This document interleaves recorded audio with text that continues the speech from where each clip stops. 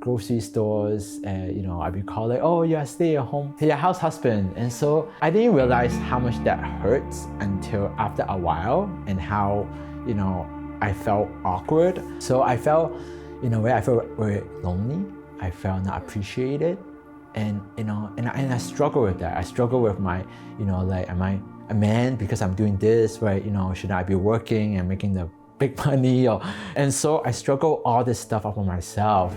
And it was then that I knew what love meant. Love is about sacrificing, surrendering, about giving up your own dreams sometimes for someone else in a particular season. That was what Cliff modeled for me at that moment, and for so much of his life.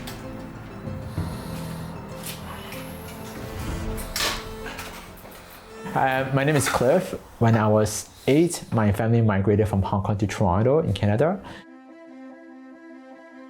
When I was at 10, I was diagnosed with a liver tumor. And so what happened was that a couple months after that, the doctor performed a liver transplant, and I've been alive ever since. And I was in university, I used to boast that like I can drink a lot because my liver is not Asian. But at that time I was so naive, so ignorant, so prideful. But when I was 27, I did an Ironman triathlon. On that race day, Jesus spoke to me. He showed me where I was a sinner, but yet he also showed me that he loved me. For me, I took that as like how God has forgiven my own sin. And of course, I was so touched. I was tired, sweaty, but like started crying, started crying, run to the finish line. And after that race in July, my spiritual life becomes like changed completely. Now, then I have a huge interest in missions and helping the poor and all that stuff goes on. Yeah.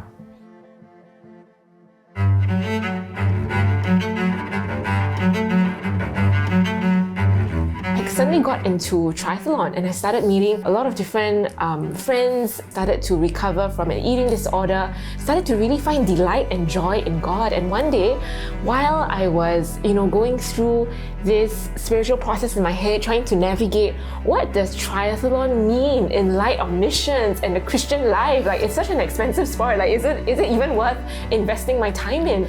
I just decided to Google 2 random words like Christian triathlete. I'm like, let's see what comes out of this. I want to read more about it. And the first thing that comes out is this blog called Soul of a Christian Triathlete. And I click on it, and I'm so fascinated.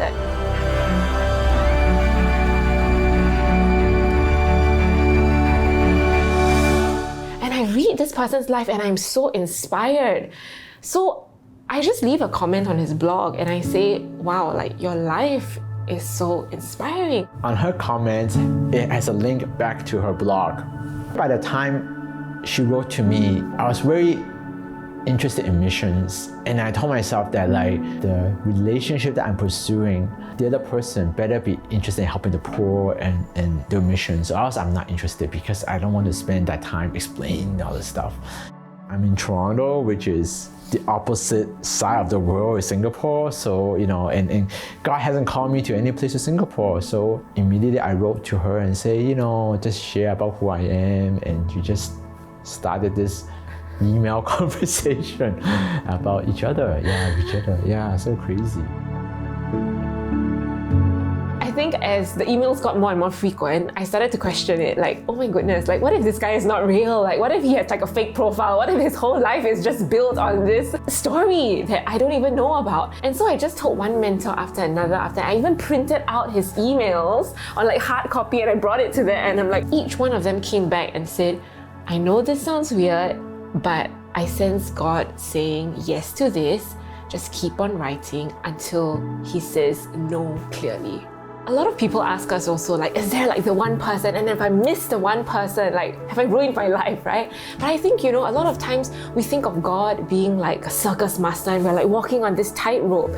And I remember one of my mentors telling me that no, life is not a tightrope. God is not waiting for you to fall, but it's a garden. When God created Adam and Eve, it was a garden, and he gave us choices and freedom, and he wanted a relationship with us. But ultimately, whatever choice you make, you have to reap those consequences yourself. For me, I will keep pursuing her until she's not interested or she's in another relationship. So like, of course, Facebook status, right? Never became from single to like, you know, in relationship. So I'm like, okay, we just keep going and see where we're gonna go. So after about a year of emailing each other, God sent me from Toronto to Singapore, working at a Christian NGO, working in the IT system. And so, but this role is not paid, so it's self-funded or whatever, so volunteered. So that means for me, in order for me to get to Singapore, I have to pretty much sell everything I have. You know, just empty my bank account, all that stuff. You know, at that time, I was so, you know, so passionate to pursue Jesus. You know, for me, the idea of selling everything and moving to a new country, the missions is not entirely new. It's not weird. So of course, when I finally came to Singapore, you know, I remember like, you know, we talked about getting married, but the idea of proposal is like, we haven't talked too much about it. And I remember there's a time when she asked me like, are you gonna propose to me? And I said yes, you know, but in my head, I didn't know what to expect.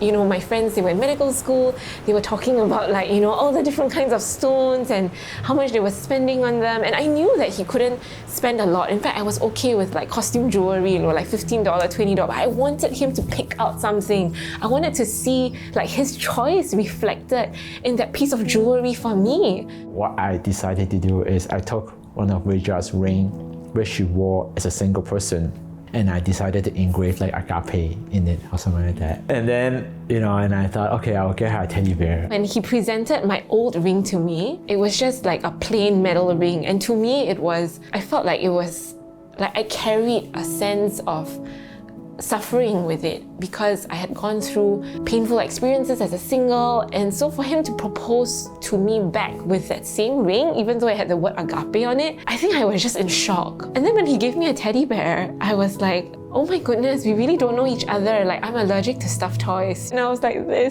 everything is ruined. Like everything, nothing is going right, seriously. And so when Cliff finally proposed, it was like at a little playground, you know, downstairs where I stayed. I think I just felt so underwhelmed. I think it was a very sad evening for both of us because, I mean, I wanted to marry him. So of course my answer was yes. But I was like, no, this is the wrong proposal. Like, this is bad. Like, this is, like, how can we salvage the evening?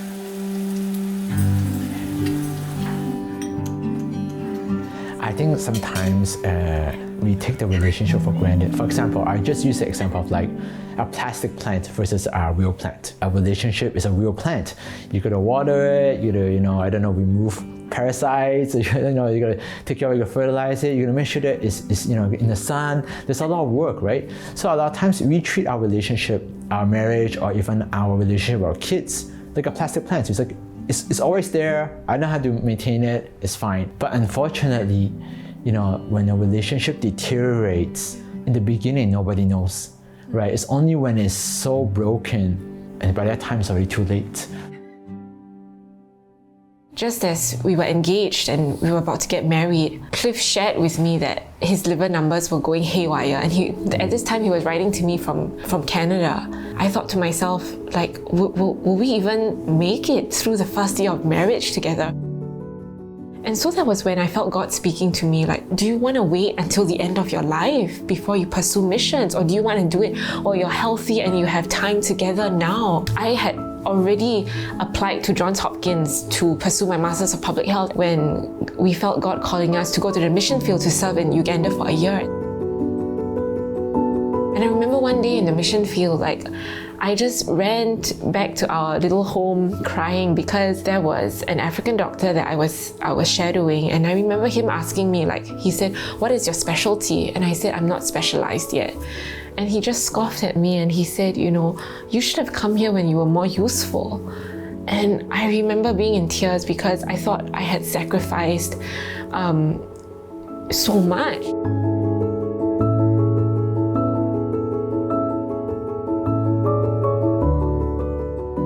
And by that time, I told him, I said, I can't. I said, it's too hard. I'm older now, you know, I'm pregnant. Like, we don't even have money to pursue this. And yet Cliff said, this is the time, do it, go for it. And I told him, I said, if I go for graduate studies, like, who's gonna look after our daughter? Like, what will you do?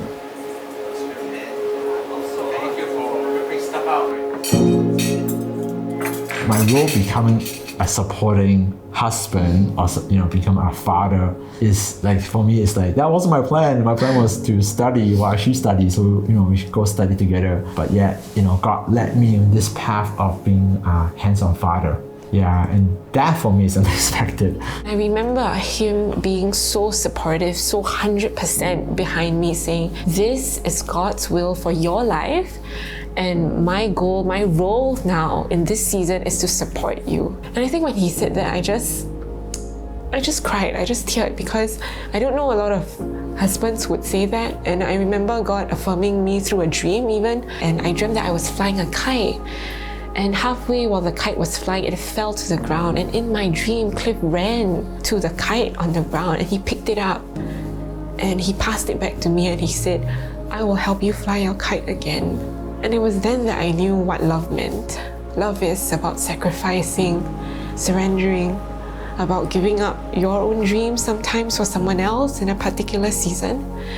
And that was what Cliff modeled for me at that moment and for so much of his life.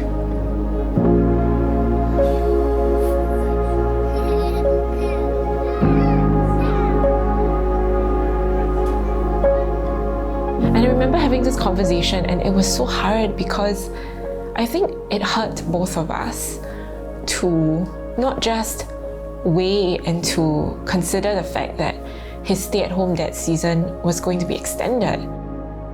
At first, I really don't want to do it, but I felt like the Holy Spirit spoke to me a couple of days after, telling me that, no, I think you're gonna stay, look after the kids while we just go to school, go back to work. It felt like people didn't approve.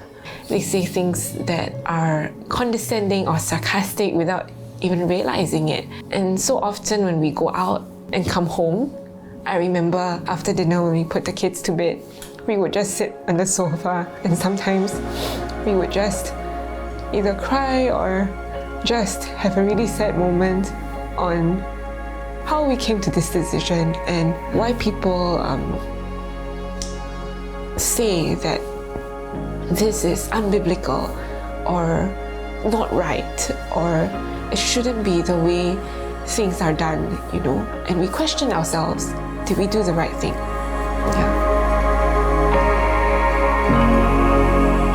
At grocery stores, and I've been called like, oh, you're a stay-at-home house husband, and so I didn't realize how much that hurts until after a while, and how I felt awkward. In a way, I felt very lonely. I felt not appreciated, and I struggle with that. I struggle with my, like, am I a man because I'm doing this, right? Should I be working and making the big money, or And so I struggle all this stuff up on myself. From a biblical perspective, a man is the spiritual leader of the household. Yeah. And whether it's to the spouse or whether it's to the children. When I look at myself, for example, as a father, I look at that list of fruit spirit. When was the last time I was, kind to my kids? When was the last time I was patient to my kids? When was the last time, I forgive them? When was the time, when they see me, did they see God through me, or did they see me just yelling at them, being grumpy and telling them to hurry up and never really care for them? Right. Ultimately, what God really wants from us is an intimate relationship with Him. And I think once Cliff and I journeyed towards that, or struggled to at least, we realized that it's not about what people think or what people say or what programs you attend. It's about who we are in Christ and how we model that, not only to ourselves, but our children and the world. In relationship or in parenting, there will be moments where they are very mundane and they don't seem very important. And so for me, even when my most times when I struggling, like asking God, like, why am I stay home dad? Why am I not doing this or that? I remember those verses that Jesus washes disciples' feet. That gave me the courage and the encouragement to, washes my kids' feet or washes Wai Jia's feet by doing things that seems so mundane, the way that really nobody really care about.